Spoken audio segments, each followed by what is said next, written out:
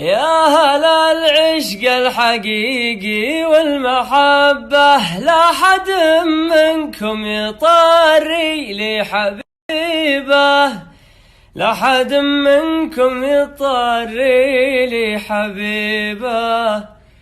أخاف والله فيني وفي اللي أحبه، وادعوا الله يا عسى ربي يجيبه، وادعوا والله يا عسى ربي يجيبه. كبرياء النفس ما بين الأحبة، أول أسباب الجفاء أكبر مصيبة.